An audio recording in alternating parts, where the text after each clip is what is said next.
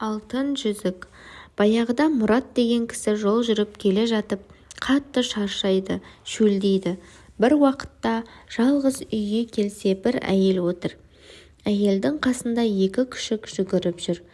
Мұрат бүгін осында қонайын деп үйге түседі. Өзінің қатты шаршап келе жатқанын Мұрат жаңағы үй иесі әйелге айтады. Нансаңыз, мен бір жолаушымын. Жол үстінде дәм айдап осы үйге келіп отырмын. Бар тамағыңды пісір, бізге ақың кетпес, пұлын берем дейді. Жаңағы әйел етке, қымызға Мұратты тойғызады. Тамақ ішіп болғаннан кейін бір-бірінен жөн сұрасады. Әуелі Мұрат келе жатқан жағын айтады. Жаңағы бейтаныс әйел осы иен далада неғып отырғанын айтады. Менің күйеуімнің бойы бір қарыс, сақалы 40 қарыс. Ол қазір адам іздеп, әрі малын бағып далада жүр. Кешке қарай келеді. Ал маған көрсеткен қорлығы ұшан теңіз. Мен адам атаулыны көрмегелі бір талай жылдар болды. Енді адам атаулыдан сізді көріп отырмын. Мені осы пәледен құтқара көріңіз дейді. Мұрат бұған ықылас білдіреді. Әйел, енді оның келуі алыс емес. Біз енді кететін болсақ, тез кеткеніміз жөн. Өйткені ол сондай жүйрік, біздің бір күнде жүрген жерімізге көзді ашып жұмғанша жетіп келеді. Ал енді біз осы үйді жығып тастап, әр затты әр жерге қояйық. Сосын балаларының бәрін үйден алыстап, біреуін батысқа, біреуін шығысқа, енді біреуін темір қазық жұлдызының бағытына қарай апарып тастайық. Содан кейін тез кетейік. Ол балаларын жинап, заттарын түгелдеп жүргенде біз біраз жерге барып қалармыз дейді. Мұрат пен әйел осының бәрін істейді де кетіп қалады. Бойы бір қарыс, сақалы 40 қарыс үйге келіп, заттарын түгелдеп болып, енді әйелін іздеуге кіріседі. Бұл кезде Мұрат әйелмен екеуі біраз жерге жүргеннен кейін аттарын сұрасады. Жаңағы әйелдің аты Ханым болып шығады. Мұрат, қалай мұның қолына түсіп жүрсің? Деп сұрады. Біздің үйдің бір қолға тұрмайтын асау аты болатын. Соны іздеймін деп елден алысқа шығып кетіппін. Бір мезгілде қарасам, атым бір бұтада байлаулы тұр екен. Бұл бұта болмай, сақалы 40 қарыс сиқыр болып шықты. Атымды ертеңіне сойып жеді. Күніне бір қара жейді. Сізге жолыққанға дейін маған көрсетпеген қорлығы жоқ. Жүрісті тездете түсейік. Манағы енді ауылға келді. Қаттырақ жүру керек, дейді. Егер бізге жететін болса, онда сіз биік талдың басына шығып кетіңіз. Талға шығам десе, оның сақалы талдың бұтағына оралып қалады. Сіз сол кезде оны бар күшіңізбен ұрыңыз. Сонда ол өледі.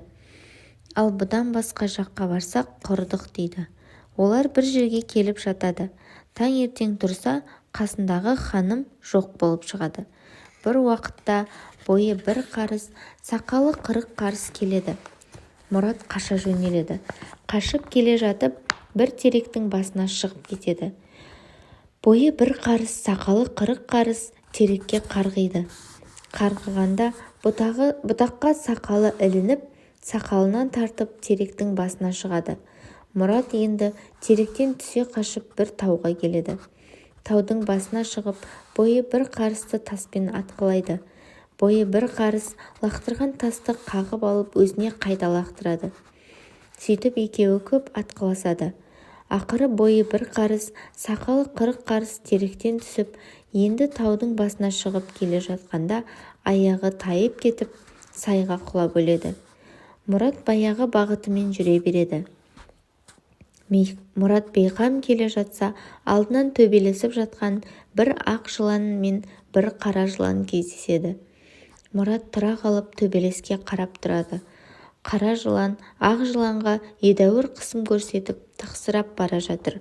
Мұрат осы ақ қой деп жыланға болысып қара жыланды жығып береді. Қара жылан өлгеннен кейін ақ жылан бір сілкініп сұлу жігіт болып шыға келеді. Осы көмегің үшін мен сізге не сыйласам екен? Біз екеуміз де патша едік. Қара жыланның ақ жыланға бір жылан қосылып кеткен екен. Сол үшін төбелесіп жатқан едік. Менің халімді өзің көрдің. Енді болмағанда өлер ем. Сен мені арашаладың. Саған мен үйдегі алтын жүзігімді берейін. Бұл жүзік қолда тұрса, бай да боласың, патша да боласың. Болмайтын затың жоқ. Енді мен соны саған берейін.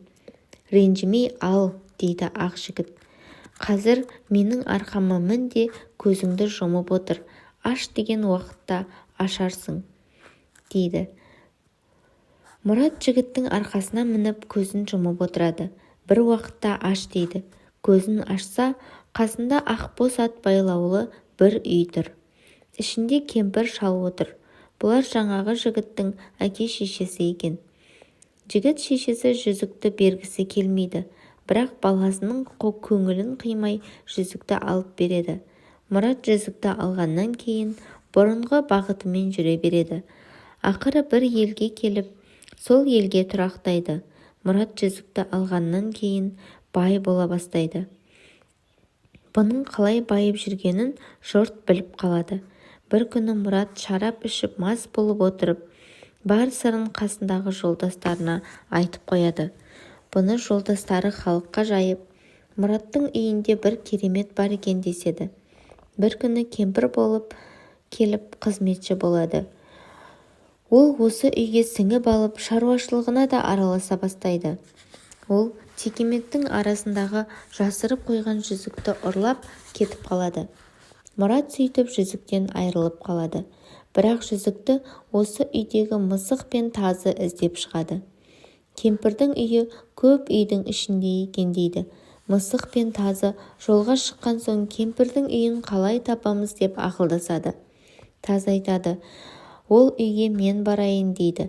Сонда мысық тұрып, қайта мен баруым керек. Сені ол ауылдың иттері жарып тастайды. Ал мен болсам, иттер келіп қалғанда секіріп талдың басына шығып кетемін. Сен жұрт ұйықтағанда кел дейді. Сөйтіп кемпірдікіне әуелі мысық кетеді.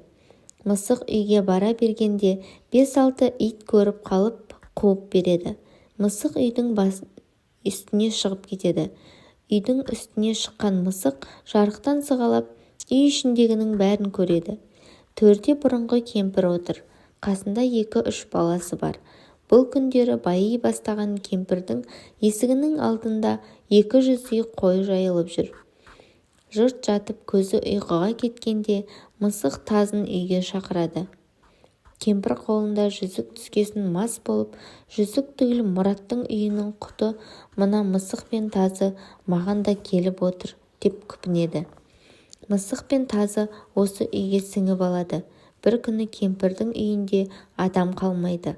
Барлығы шаруашылығына кетеді. Үйде қалған мысық пен тазы жүзікті іздей бастайды. Жүзікті кемпір сандыққа салып қойған екен.